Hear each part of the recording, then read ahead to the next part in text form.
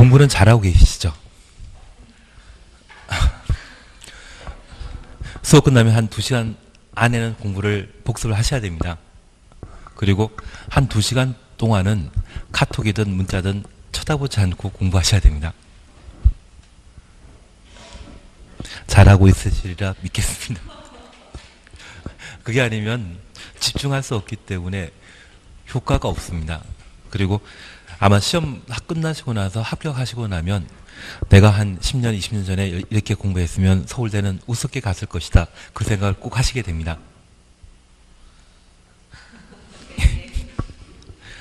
그래서 공부라는 게 한 2시간 이내에 복습하시고 최소 2시간 이상은 공부를 하셔야만 제대로 내 공부가 됩니다. 만약 수업 빠지셔가지고 동영상을 듣게 된다고 하면 동영상 듣게 되는 시간은 내가 공부한 게 아닙니다. 그냥 수업만 들었을 뿐입니다. 그것 끝나시고 나서 또 2시간 정도 복습해 주셔야만 그게 내 공부가 되십니다. 그게 쌓이시면 초창기에 쌓이시게 되면 후반기가 아주 편하게 수업을 따라오실 수 있습니다. 아니면 과락 염려하시면서 걱정 하시게 되거든요. 그리고 사실 막말 말해서 공부 같은 경우는 도시개발법이나 도정법 버리는 것도 괜찮습니다. 대신 국토계획법이 잘 체계 잡히시게 되면 개발법은 만만해집니다. 근데 도정법은 진짜 만만치 않거든요. 그래서 제가 계속 강의하다 보면 이 도정법은 6문제 출제되는데 열심히 하신 분이 2문제 맞추시고 그냥 안 하고 내리 찍으면 하나 또는 2문제 맞추십니다. 나중 우리 공시법 공부하실 때 등기법하고 지적법 각각 12문제 나오지 않습니까? 등기법 12문제 중에 진짜 열심히 공부하시면 4문제나 6문제 맞추십니다. 그냥 대충 내리 찍어도 3문제 맞추시거든요. 대신 지적법은 확실하게 내 걸로 해나가셔야만 시험에 합격할 수 있습니다.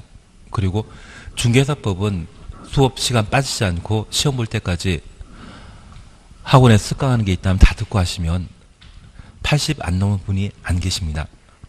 대신 결석하다 보니까 80이 안 나오십니다. 작년에 제 같이 수업하신 분 중에 합격자 중에 공인중개사법이 97.5 나오신 분도 계시거든요. 중개사법에서 90 이상 나오시게 되면 2차 과목은 대충만 하시더라도 합격하는데 전혀 지장 없습니다. 과락만 안 나오면 되시거든요. 그래서 중개사법이 가장 효자 과목입니다. 이상한 이야기만 들었나 봅니다. 결석 안 하시는 게 합격할 수 있는 비결이 아닌가 그런 생각하고 꼭 수업 끝나시고 나면 한 2시간 안에 짧게라도 한번 복습해 주시는 게 합격하는 비결이 되십니다. 그리고 그런 방법이 좀 잘 몸에 좀 익숙해지신다고 하면 그 다음에는 돈 버는 것도 잘 하실 수 있습니다. 괜한 이야기 드렸나 봅니다. 이번에 중개사법 교수님께서 중매 책도 하나 만드신 것 같더라고요. 경매책. 제가 제정신이 아니어가지고 경매책도 하나 만들어 오셨는데 그 경매가 어떤 때는 큰 돈이 될 때가 있습니다. 그래서 아마 지금부터 한 반년 정도 후면 감정 가격이 가격 떨어졌을 때 기준으로 감정 가격 나오게 되는데 그거 토대로 해서 낙찰 받으시면 아마 시세 차익을 한 번에 한 몇천만 원씩 확보할 수 있는 물건들도 잡을 수 있습니다. 그리고 가끔 부동산이 계속 떨어질까 생각하다 보면 상속세를 대토로 땅으로 대신하는 물납하는 경우가 있거든요. 그런 물건들이 공매에 나오게 된다고 하면 그 공매에 나오는 물건 잡아놓으시면 사실 지방 같은 경우는 한 필지가 몇천 평 해버리거든요. 그걸 통째로 구입하든지 아니면 분필을 해야 되는데 매도하는 분이 분필을 잘 안 해주십니다. 대신 물납으로 상속세 등을 대신 납부하게 된다고 하면 그건 자연스럽게 분필되는 땅이 되는 것이거든요. 그러한 것이라고 하면 좀 가치 있지 않나 싶습니다. 계속 별 볼 일 없는 이야기만 알고 있는 이야기만 하고 있었습니다. 이번 시간에 138페이지에 사업시행자 함께 봐나가십니다.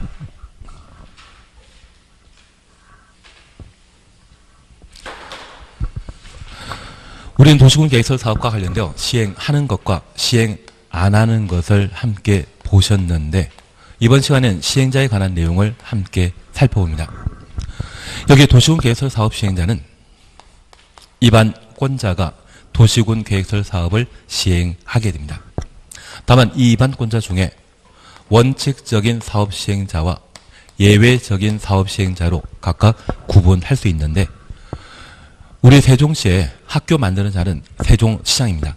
그래서 도시와 군을 책임지고 있는 자, 특광지군이 원칙적 사업 시행자이고 예외적으로 입안권자 중에 국토교통부 장관과 도지사가 도시군 개설 사업을 시행할 수 있습니다. 다만 우리가 이해하실 것이 있습니다. 도시군 관리 계획 제도에 있어서는 입안 결정한 자는 모두 행정청이었습니다. 입안권자는 국토교통부 장관, 시도의사, 시장, 군수이고 결정권자는 국토교통부 장관, 시도의사, 대도시장입니다.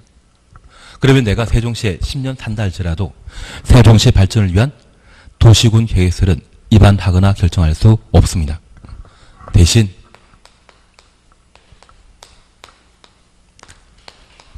제안은 할 수 있죠. 우리가 법률 용어와 관련되어 요청이나 신청이란 말은 행정청이 다른 행정청에 하는 것이고 제안이란 말 쓰게 된다면 비행정청이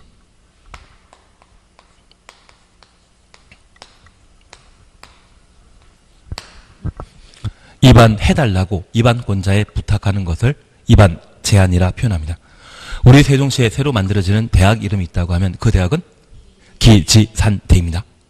그래서 기반설의 설치 정비 계량을 비행정청도 입안 제한할 수 있는데 가끔 천안 논산 간의 고속도로가 민자 고속도로라는 말 들어본 적 있지 않으십니까?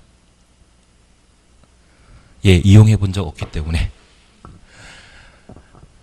그처럼 민간이 뭔가 만드는 것이 있다고 하면 그것은 도시군 관리 계획을 입안 제안해서 결정된 것이고 저 비행정청이 만들어보자 그렇게 제안한 것은 자기가 스스로 만들기 위해 입안 제안한 것이거든요.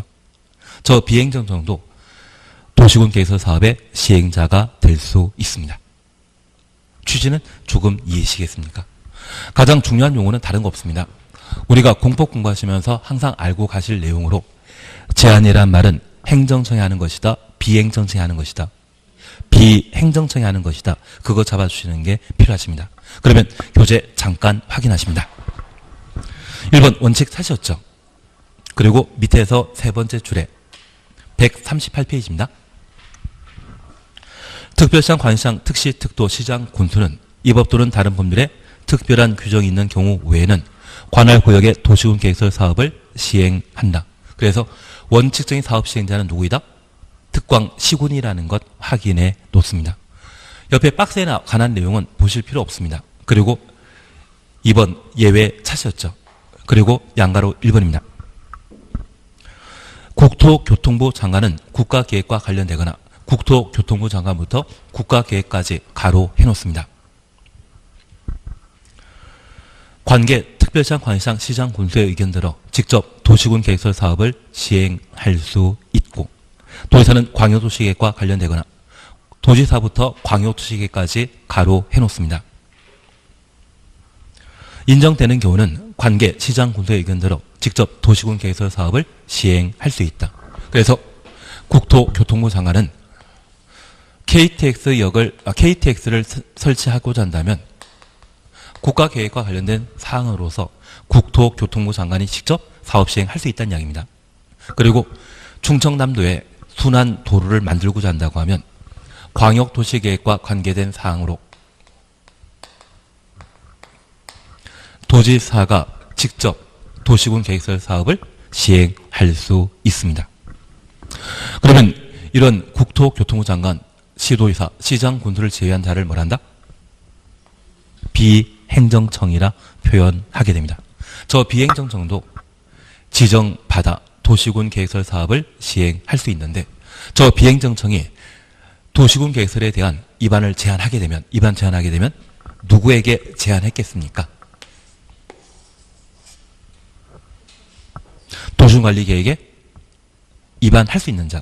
입안권자는 국토교통부 장관, 시의사, 시장군수이거든요. 저 입안권자로부터 지정받음으로써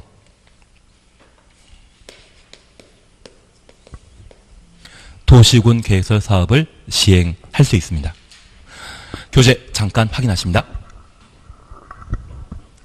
양건은 이번 지정 시행자 사실였죠. 그리고 비행정청 줄쳐놨습니다. 위 규정에 따라 시행자가 될 수 있는 자 외의 자는 시행자가 될 수 있는 자, 입안권자를 말합니다. 그 입안권자 외의 자는 국토교통부 장관, 시의사, 시장, 군수로부터 국토교통부 장관부터 시장, 군수까지 가로 해놓습니다. 결정권자입니까? 입안권자입니까? 입안권자입니다. 시행자로 지정받아 지정 추천없습니다. 도시군 계획설 사업을 시행할 수 있으며 시행자로 지정받고자 하는 자는 일정한 서류 제출해야 한다. 후단부 필요 없습니다. 그래서 입안권자에게 시행자 지정받아 도시군 계획설 사업 시행할 수 있습니다. 그리고 2번 민간 시행자의 지정 요건 찾으셨죠. 다음 각호에 해당하지 아니하는 자가 도시군 계획설 사업 시행자로 지정받으려면 도시군 계획설 사업 대상 토지 면적의 3분의 2 이상에 해당되는 토지를 소유하고 3분의 2 추천없습니다. 토지 소유자 총수 2분의 1 이상 2분의 1 추천없습니다. 동의 얻어야 된다. 동의 동그라미 해놓습니다. 동의만 동그라미 해놓으시면 됩니다. 그리고 박스에 1번 국가지방자치단체, 2번 공공기관, 3번 기억 보시면 지방공사 찾으셨죠. 그러면 잠깐 이렇게 다시 한번 봐놓습니다.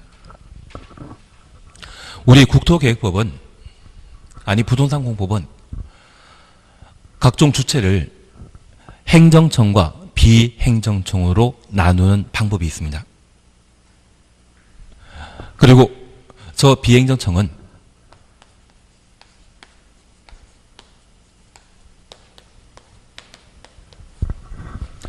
주택공사라고 하는 정부 투자기관 들어본 적 있으십니까?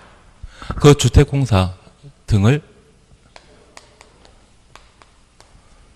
살펴보게 되면 국토교통부 산하에 만들어져 있는 공사입니다. 그리고 도로공사라는 말 들어보신 적 있다면 그 도로공사도 국토교통부 산하의 공사입니다.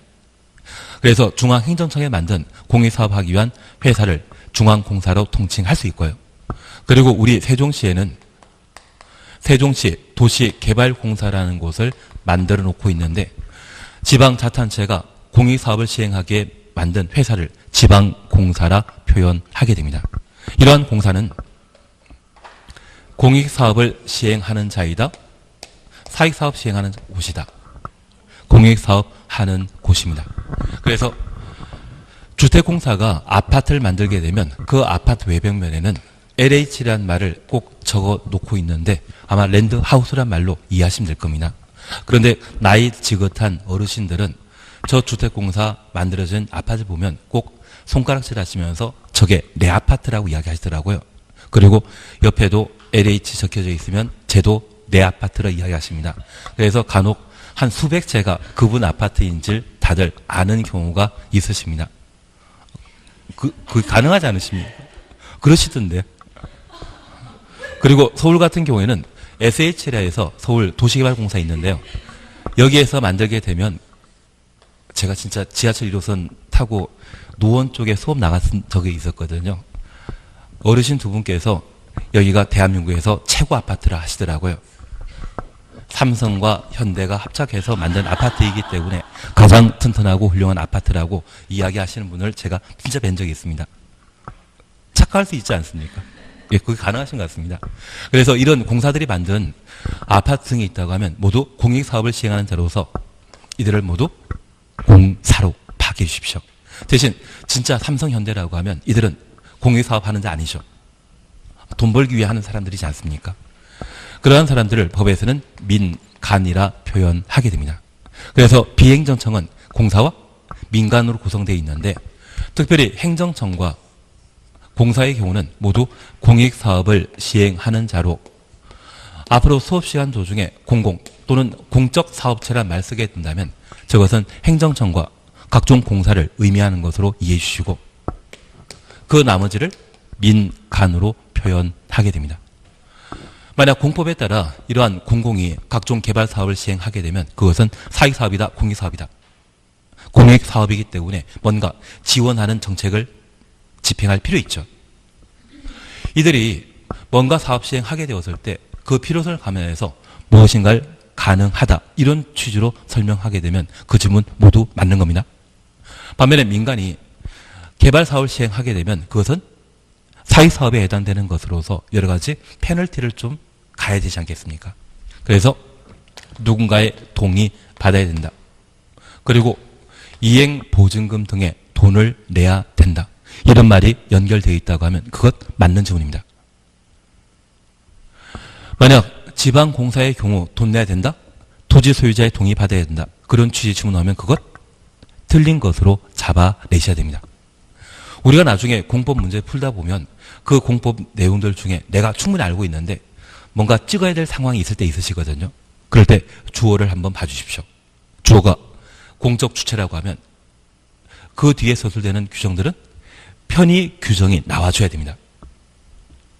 반면에 주어가 민간으로 구성되어 있다고 하면 그때는 돈 내야 되고 동의 받아야 되거든요. 여러 가지 부담 가중시키는 규정이 나와 있다면 그 점은 민간일 때는 맞죠. 그게 엇갈려서 시험에 나오는 경우가 그렇게 많습니다. 공공일 때는 편의 규정이, 민간일 때는 부담과 관련된 규정이 서술된다는 것을 판단해 주셔야 됩니다. 그러면 이번에 기반설에 대한 설치 정비 계량을 입안 제한한 비행정청은 공사와 민간으로 구성될 수 있죠. 만약 민간의 경우에는 토지 소유자의 동의 받아야 된다? 공인 경우에는 동의 받을 필요 없습니다. 그래서 지금 면적 3분의 2, 총수 2분의 1이라는 것은 시험 볼 때 가면 한 100번 이상 들으십니다. 그거 가지고 틀릴 일 없습니다. 지금 가장 중요하게 개념 잡아주실 것은 공법에 나오는 주체와 관련되어 공공의 경우에는 편의 규정이 서술되는 게 원칙이고 민간의 경우에는 토지 소유자의 동의나 돈을 내야 되는 당사자라는 것을 잡아주시는 게 점수 달라질 수 있는 방법입니다. 이걸 잡아주시는 게 공법에서는 점수가 달라집니다. 이해되시겠습니까? 그래서 이번에 도시군 계획설 사업 시행자로 입안권자의 지정 받고자 할 때 누구의 경우에만? 민간의 경우에만 토지의 소유자의 동의 받아야 된다. 면적 3분의 2와 총수 2분의 1은 지금 볼 필요 없습니다. 이 개념 잡아주시는 게 실력이 달라질 수 있는 방법입니다. 비록 줄은 쳐놨지만 가장 중요한 것은 동의에 동그라미 해놓으시는 게 필요했었습니다. 민간의 경우에만 토지 등의 소유자 동의 받아야 된다. 그것 확인해 놓습니다. 그리고 옆에 페이지 보시게 되면 제4절 실시계획의 작성 인가입니다. 필요 없습니다. 우리가 학교라고 하는 도시군 계획서를 만들고자 하면 설계도면 필요하지 않겠습니까? 그 설계도면은 시행자가 작성해야 됩니다. 그런데 만약 내가 살집을 만들고자 하는데도 설계도면 필요하지 않겠습니까? 그리고 그 설계도를 가지고 세종시장에 건축 허가 받아야만 내 집 지을 수 있거든요. 그 건축 허가에 해당되는 성격이 실시계획 인가가 되게 됩니다. 이해되시겠습니까? 그래서 실시계획 인가는 누가 한다? 입안권자 한다? 결정권자 한다? 실시계획 인가는 결정권자가 하게 됩니다. 도시군 관리계획 결정에 부합하는지 확인코자 결정권자가 실시계획을 인가한다. 그렇게만 이해해 놓습니다. 그리고 저 실시계획은 행정처에서 수립하는 계획이거든요. 주민 의견 청취 한다 안 한다? 안 하는 거 딱 3번인데요. 단계별 집행계획, 기반설 실시계획, 도시개발법에 실시계획. 지금은 도시개발법이 아니라 국토계획법 공부하고 있지 않습니까? 그게 우리를 좀 헷갈리하게 하는 파트입니다. 그래서 여기 실시계획 인가 시에는 주민 의견 청취하는 겁니다. 안 하는 것은 딱 3번입니다. 그리고 그냥 농담 삼아 또 하나 여쭙겠습니다. 저 실시계 인가시에 주민 의견 청취하게 되면 공청회를 개최한다, 공람한다. 공람입니다. 공청회 딱 3번 있죠. 광역도시계획과 도시군 기본계획, 도시개발구역의 단위면적이 100만 이상일 때 공람 절차 거친 후 공청회 개최하도록 되어 있습니다. 그 3번 뺀 주민 의견 청취 방법은 항상 공람 절차라는 것만 잡아놓습니다. 그렇게 정리해 나가시게 되면 점점 실력이 달라지게 될 겁니다. 그리고 147페이지에 준공검사와 공사 완료 공고 찾았습니다. 얘는 입안권자 하는 것입니까? 결정권자 하는 것입니까? 결정권자 하는 겁니다. 실시계 인가해 준 대로 공사 이루어졌는지 확인하는 절차이기 때문에 누가 한다? 결정권자가 하게 됩니다. 나머지 필요 없습니다. 한 장 넘기십니다. 제6절 사업시행자에 대한 특례와 관련되어 2번 서류 송달과 3번 분할 시행에 대해서는 제가 5월 달에 해드리게 될 겁니다. 요약집 가지고 5월 달에 해드리게 될 겁니다. 지금 148페이지 보시면 됩니다. 148페이지에 무료 열람에 대해서는 볼 필요도 없으시고요. 나중에 제가 한번 설명드리겠지만 볼 필요도 없고 서류 송달과 분할 시행에 대해서는 5월 달에 해 나가실 겁니다. 그리고 4번 토지 등의 수용 사용 찾으셨죠? 별표 하나 돼 있으십니까? 얘를 봐주셔야 됩니다. 그러면 잠깐 이해하실 것이 있습니다.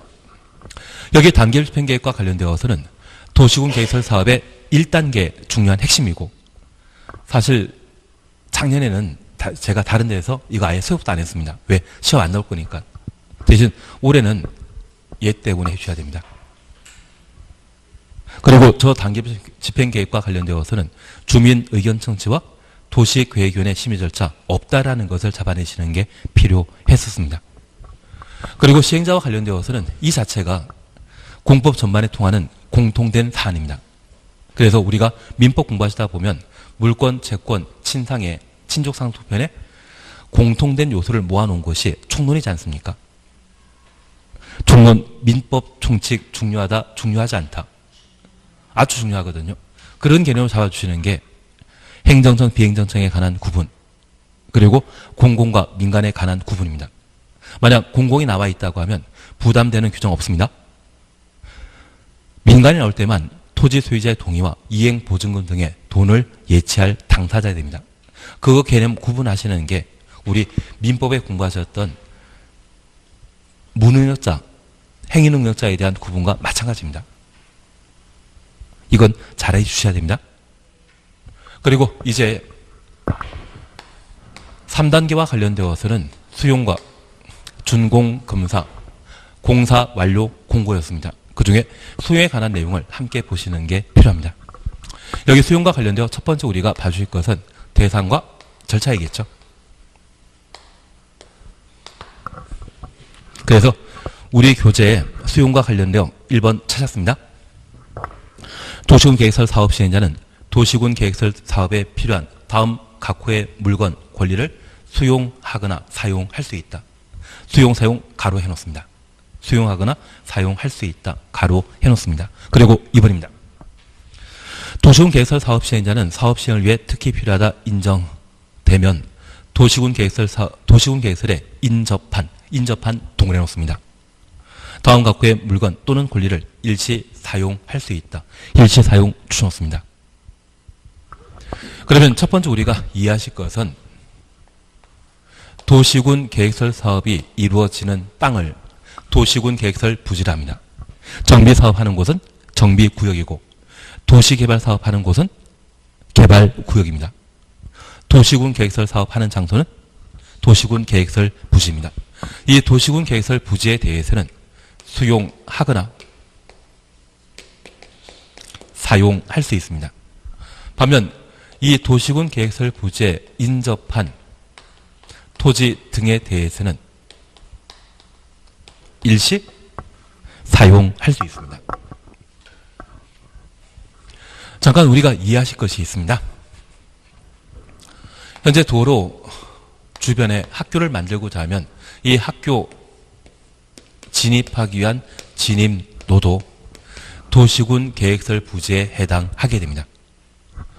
이 노랗게 표시한 부서에 대해서는 도시군 계획설 부지에 해당되기 때문에 수용, 사용할 수 있는데 그 주변 토지에 대해서는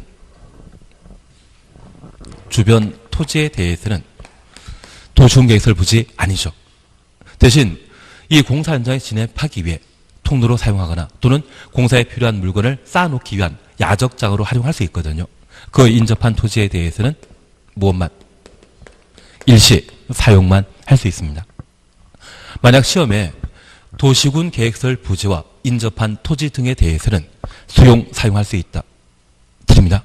인접한 토지란 말 보게 되면 그때는 일시 사용만 할 수 있지 수용 대상은 아닙니다.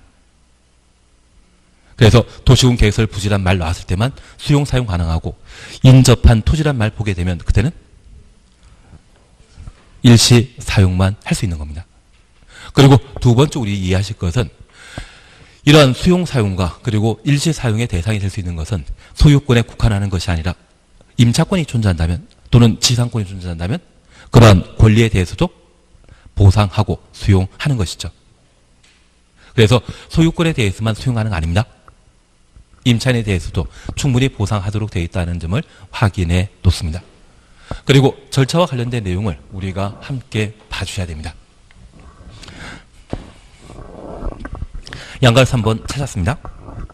공익사업을 위한 토지 등의 취득 및 보상에 관한 법률의 준용.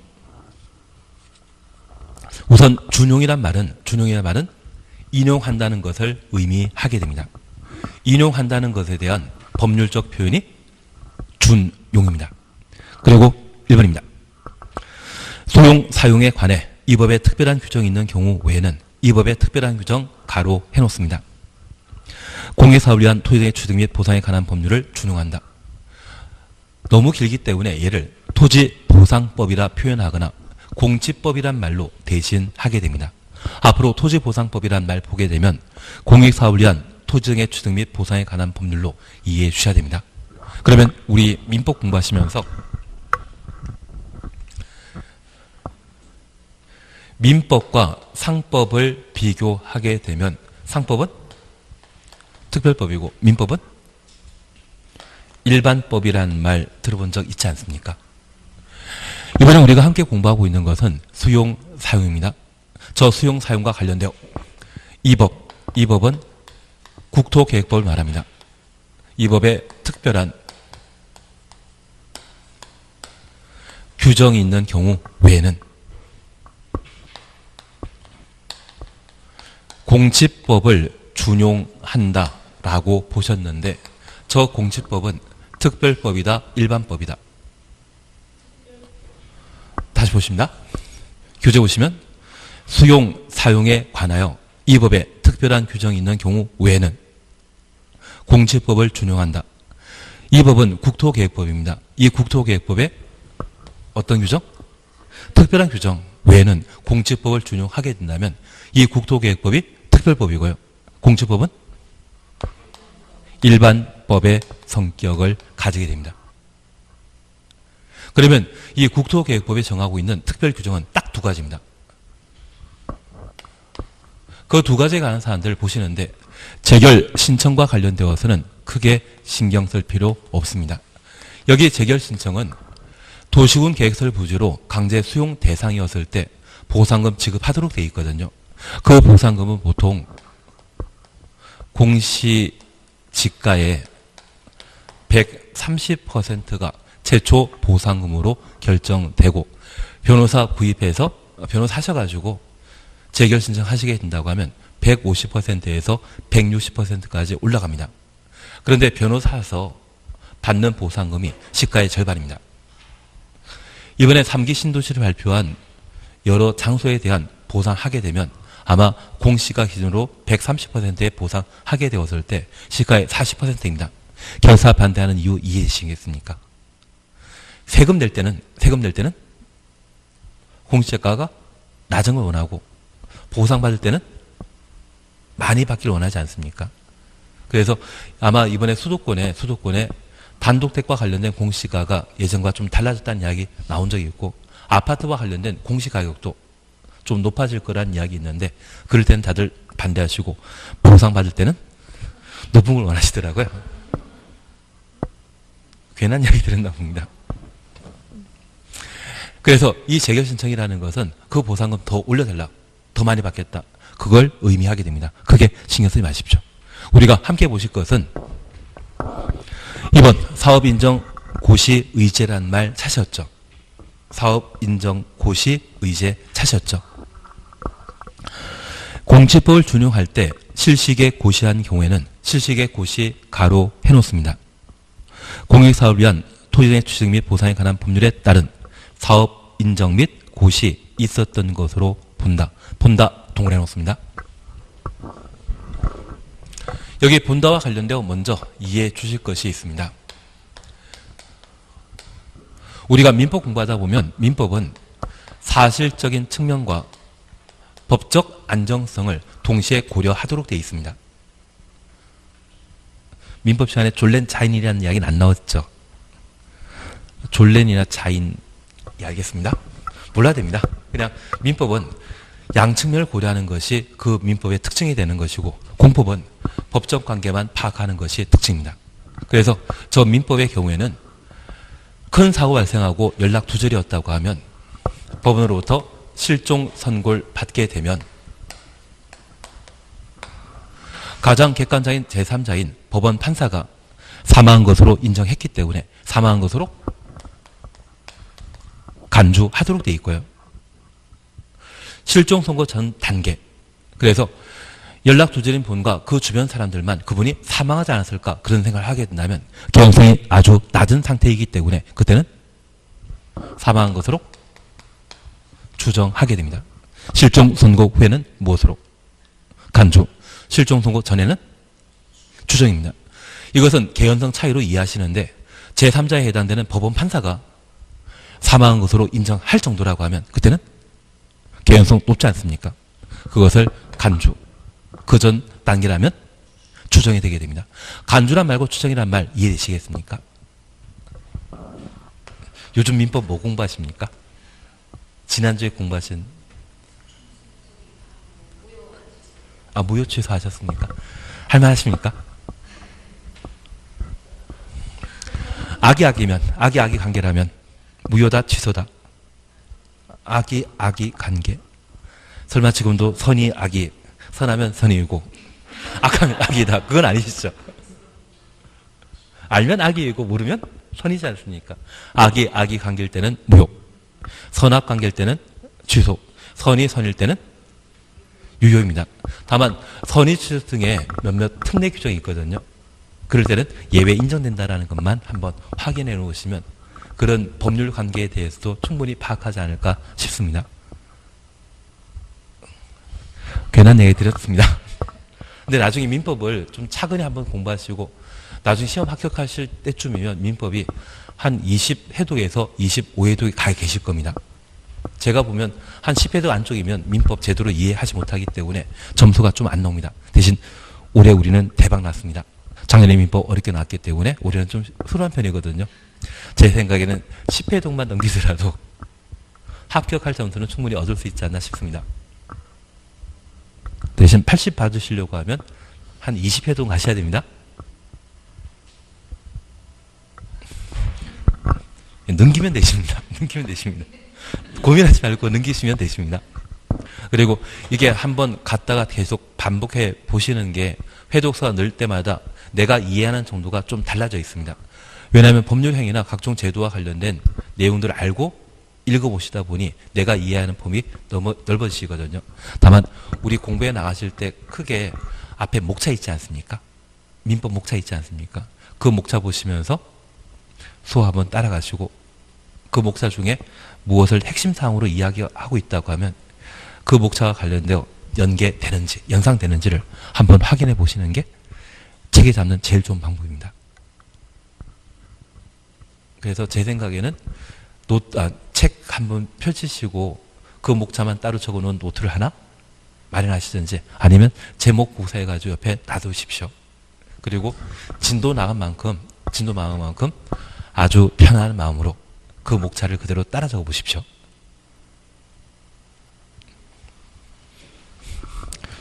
그게 공부하는 방법입니다. 민법은. 그게 제일 하던 거 계속 하도록 하겠습니다. 제가 할 거. 그러면 우리가 잠깐 이해하실 것은 이 민법에서는 법적 측면까지 고려하도록 되어 있습니다. 우리 법적 안정성이라는 말 들어본 적 있으십니까? 알겠습니다. 미성년자도 결혼하면 사적 관계에 있어서의 법률 행위는 성년과 똑같이 할 수 있다. 그걸 뭐란다? 성년의제라 표현하게 됩니다. 민법에서는 양측면을 고려하지만 공법에서는 이것만 강조하고 있거든요. 그러면 우리가 하나 이해하실 것은 공법에서 나오는 본다란 말 쓰게 된다면 의제 사항으로 이해해 주시고, 이번에 국토의 계획 및 이용에 관한 법률에 따라 실시 계획을 작성하고 인가받고 고시하게 되면 일반법에 해당되는 공지법에 사업 인정 고시된 것으로 본다. 그러면 우리가 잠깐 이해하실 것은 이번에 도시군 계획설 사업 시행자는 도시군 계획설 사업 절차와 관련되어 실시계획 작성하고 인가받고 고시만 했을 뿐이거든요. 저 공지법과 관련된 절차는 진행해 본 적 없습니다. 그런데 불구하고 공지법과 관련된 사업인정 고시를 받은 것으로 인정해 주는 겁니다.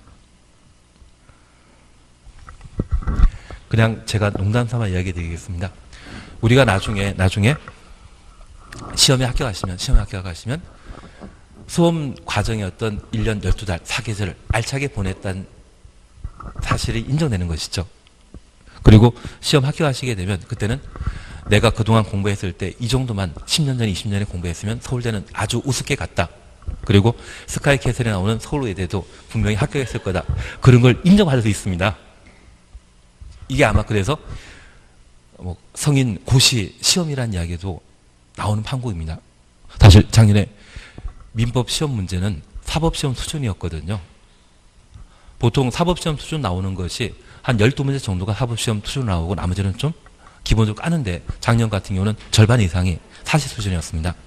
그거 통과할 정도라고 하면 사실 진짜 오래 공부한 사람은 있거든요. 그 정도만큼까지 수준 도달했다는 것과 똑같습니다. 그래서 성인 고시가 중개사 시험입니다. 전혀 호응이 없기 때문에 합격하면 서울대 입학할 수 있다. 그것과 똑같이 인정받는 겁니다. 괜한 얘기 드렸습니다. 그래서 나는 서울대 실제 입학하지 않았지만 다른 시험을 통해 합격했다고 하면 그 정도 인정받는 것, 그게 의제의 성격을 가지는 것이거든요. 그러면 이번에 공지법과 관련된 절차는 전혀 하지 않았지만 국토계획법에 따른 무엇? 실시계획 인가받고 고시만 하면 무엇한 거 본다? 공지법에 사업 인정받은 것으로 본다. 그러면 이 공지법은 우리 시험 범위 아닌데 저 공지법은 토지를 강제 수용하기 위한 법률입니다. 얘만 보고 쉬었다 하실 겁니다. 그리고 끝나는 건 한 35분, 40분에 끝나시면 되죠. 1시 35분, 40분에. 아침 식사 몇 시에 하셨습니까? 아예 안 드셨습니까? 그러면 어제 한 10시에 드셨다고 하면 10시에 드셨다고 하면 12시간 넘게 단식하고 계시는데요.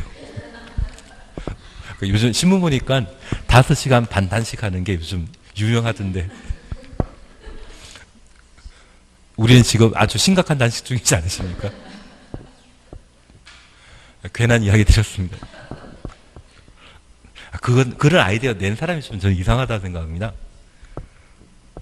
릴레이 단식하면 한 24시간 단식해야지 뭘 5시간 반은 저도 하고 왔는데 사실은 어제 수업 끝나고 집에 딱 들어가니까 한 11시 35분 되더라고요. 그러니까 제가 살찌고 있는 중 같습니다. 점심 2시 정도에 수업 끝나면 2시에 밥 먹고 한 30분 정도 걸리거든요. 그리고 7시에 또 수업하려고 하면 또 너무 짧으니까 안 먹고 시간 또 건너뛰면 10시 반 40분까지 또 가다가 집에 들어가면 1시간 정도 걸리니까 그래서 살찌는 것 같습니다. 먹는 양은 별로 없습니다. 저 어제 한 11시 반에 먹고 지금까지 단식 중이기 때문에 저는 아주 심각한 단식 중인 것 같습니다. 괜한 이야기 드렸습니다. 하단 계속 하겠습니다. 그럼 우리 시험범위 아닌 공시법과 관련된 제4조에는 토지를 강제 수용할 수 있는 공익사업 범위를 70여 개를 정해놓고 있습니다. 저 공익사업에 해당되는 사업이었을 때, 개발사업이었을 때 국토교통부 장관에게 사업 인정받고 국토교통부 장관이 관부라는 것을 발행하거든요. 그 관부에 그 사업이 고시되게 되면 그날부터 해당 토지를 강제 수용할 수 있습니다.